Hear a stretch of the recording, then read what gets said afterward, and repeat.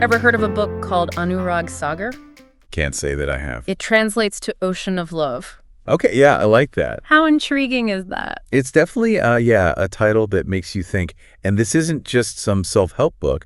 We're dealing with Kabir, Oh, right. a 15th century Indian poet. Mhm. And his work is still relevant, all these centuries later. It's wild how, for this deep dive, you dove into these writings. Yeah, And they're framed as a dialogue, right? exactly. Between a seeker named Dharam Das and his spiritual master. Like we're getting in on a private conversation. Yeah. So we get to eavesdrop on some really high-level wisdom. And that's what makes Kabir so interesting. He takes these complex spiritual ideas and makes them relatable. Yeah. He wasn't afraid to challenge the norms, advocating for a direct experience with the divine, no matter who you were or where you came from. Right. That message to look inward, to connect with something bigger than yourself, that's timeless. When you gave me these texts, you mentioned wanting to understand how to have a more fulfilling life, especially as a family man. Yeah. And the Anurag Sagar actually paints this fascinating picture of an ideal family man. It definitely goes against the grain. And it really does, because it's not just about, being a good husband and father. Right. But it's about how those roles, that outward stuff, reflects something deeper. Yeah, it's like the text gives you a blueprint. It really does. Vegetarianism, this deep compassion for all souls, and this real dedication to the guru's teachings. You have to understand Kabir's context here. It's not about rules. Okay. Think of them as paths. Okay. He's saying if you want to be truly free, this is how that looks. It affects everything, even your diet, how you treat living things. Okay, let's unpack that a bit. Because I can already hear someone listening thinking, wait, I have to be a saint to be a good dad. Right. I can't even get my kids to eat broccoli. Exactly. It's not about checking boxes. Sure. It's that when your inner world shifts, your outer world reflects that. Okay. For Kabir, it was about aligning with something bigger than yourself, symbolized by the words of the guru. Today, we might call that a guiding principle. So it's not about, the specifics. It's more about cultivating a certain state of being, and that affects everything else. Yeah. It's like that saying, the way you do anything is the way you do everything. And that takes us to another part of the text that I find really interesting. Desire, especially in marriage. And Kirpal Singh, in his commentary on the text, it gets really interesting. He says that the ultimate goal of marriage, it's not necessarily about having kids, but finding a lifelong companion who supports your spiritual growth. It's an important distinction. Kabir wasn't against family. Right. But his focus, it was always on growth. Yeah. Even within marriage. He valued a companion who wanted to walk that path with you. Yeah. More than, just the pleasures of family life. Yeah. That's a lot to process for someone who, sees having children as a central part of marriage. That could even feel a little controversial. It's not about saying one way is right or wrong, though. Right. It's about asking yourself, Yeah. are my actions matching my deepest desires? This isn't judgment. It's self-awareness. It's about making choices. Yeah, not just going with the flow. And that takes us deeper into the Anurag Sagar, where we find practices like RT, which might seem, at first glance, purely religious. And this is where, I'll be honest, I need some expert guidance. You're not alone there. Yeah. RT can seem a little mysterious. Well, right, because for our listener who's thinking, what even ISR? It's more than just a ritual, though. Okay. It's about this inner transformation. Okay, so it involves offering a flame, right, to a deity or a spiritual master. Yeah. And I was struck by how much the text stresses doing it regularly. What's the significance of that?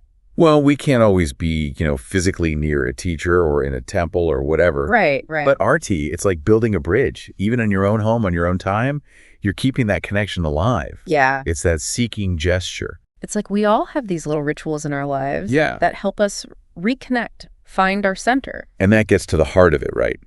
It's not just the outward action. It's the inner shift artists are supposed to create. Okay, yeah, that's what I love about these deep dives. Yeah. It's getting to that juicy stuff. So tell me more. What's this inner transformation all about? Imagine your true self, right? Like a flame. Okay. But over time, life happens. Doubts, fears, they pile up. They cloud things up. Exactly. Art is about removing those layers, letting that light shine through. We're all just walking around with these little pilot lights, trying to stay lit. And you've got to tend to it. That's the regularity Kabir's talking about. Yeah. It's like exercise. One workout, it's good. But it's the habit that changes you. So even with work, family, all the craziness of life, It's about finding those moments of stillness. those artist moments become like anchors. Exactly. You don't need to escape your life to find that connection. It's right here, in the middle of everything. I love that, finding the sacred in the everyday. But the Anurag Sagar doesn't just talk about the good stuff, right? Right. There's the other side of the coin. What happens when we neglect that inner work? Yeah, there are consequences, right? That's what the text says.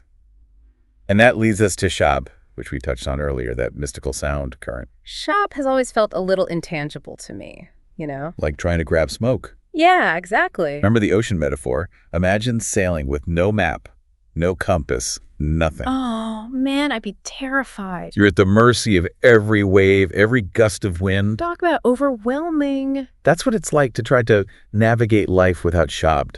You just react to everything instead of responding from that centered place. Till we have that inner guidance, it's just about learning to tune in. And ignoring it has consequences, right? Yeah. The text talks about souls getting trapped, lifetimes of confusion. Intense. Kabir's not trying to scare us, but to remind us how precious this life is. We have this internal compass. We just have to use it. And this is where the Sat Guru, the true master, comes in. Okay, yeah, let's talk about that. Because the whole guru thing, it can be a little much for some people. I get it.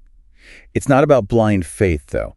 It's more like finding a guide, a mentor, who helps you find the wisdom that's already within you. It's not about being told what to think. Right. It's about learning to access your own inner wisdom. Exactly.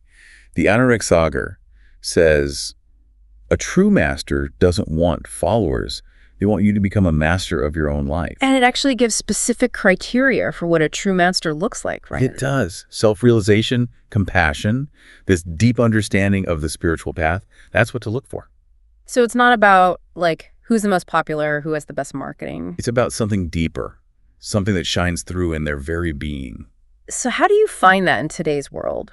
With so many voices out there, who do you trust? That's the million-dollar question, and maybe a topic for another deep dive. Right, right. But for now, remember what the Anurag Sagar says.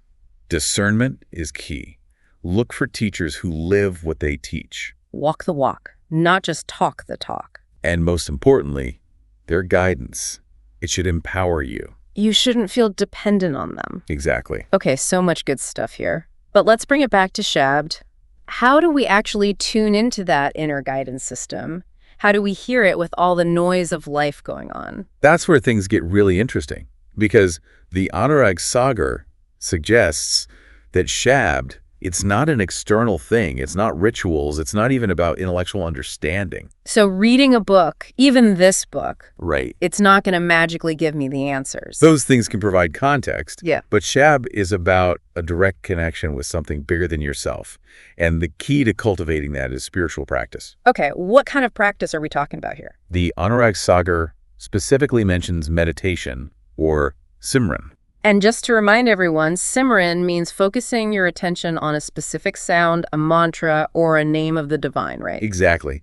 By quieting the mind, we start to hear those subtler frequencies. It's like we have to tune the dial to the right station to hear the music. What a great way to put it. I have my moments. But I think a lot of people struggle with meditation.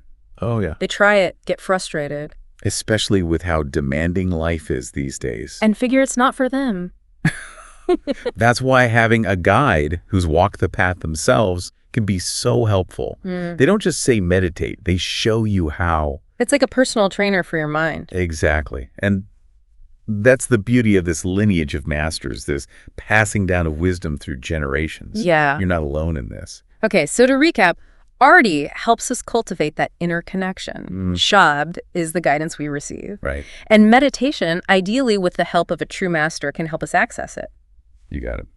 And with all that in mind, let's talk about actually finding that true master, that Satguru figure. That's the tricky part, right? Finding a true master. Yeah, it feels like everyone and their brother claims to have the answers these days. It's easy to get overwhelmed. It is. And before we get too far into this whole finding a master thing, you're about to tie this all back to, the listener who's trying to live a more fulfilling life, especially as a family man. Because it's easy to get lost in these abstract ideas. Totally. But Kabir, he wasn't about escaping the world. Right. He had a family too, Yeah, he lived it. The Anurag Sagar.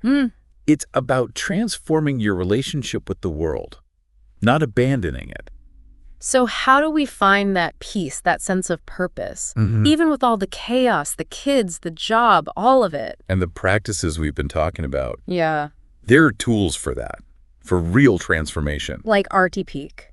Even if we only have a few minutes. Exactly. Even if it's not perfect. It'll add up. Those little moments can still make a difference. Absolutely. Like tending a garden. Okay. A little bit each day. You're watering the seeds. And eventually you have this beautiful garden. Yeah. Arti. It's like that for your soul. Okay, yeah, I like that. But shabd, it still feels kind of mysterious. You're not going to find it just by thinking about it, you know? So it's not just about understanding the concept. It's about experience. Yeah. A direct connection. And meditation, Simran, that's how you cultivate it. We have to quiet the mind. Right. To make space for that inner voice to come through. It's like if you're always blasting music. Yeah. You're not going to hear a whisper, right? So true. Okay, let's say someone's resonating with all this idea of finding a true master. What advice would you give them? Where do you even start? The Anurag Sagar is all about discernment. Be careful who you listen to. Yeah, there are a lot of voices out there. And not all of them lead in the right direction. So what do we look for? Someone who lives what they teach. Their actions match their words. Walk the walk. Exactly. Do their teachings feel true to you deep down? Okay. And do they empower you to find your own strength, your own wisdom? So you shouldn't feel dependent on them. Exactly. A true master. They point you back to your own inner compass. It's not about blindly following someone else's map. You have everything you need within you. The strength, the guidance, it's already there. We just need a little help remembering that sometimes. It's like, you know, when a friend reminds you how strong you are. Exactly. Okay, wow, we've covered a lot today. And there's always more to explore. There is. And that's what I love about this stuff. It's a journey. It's not a destination. Exactly. So to our listener out there, what kind of life do you want to create? Not just for yourself, but for your family, for the people you love. What seeds are you planting today? Keep those questions in mind as you navigate this crazy, beautiful journey we call life. Thanks for joining us on The Deep Dive. And until next time, keep seeking, keep questioning, and keep diving deep.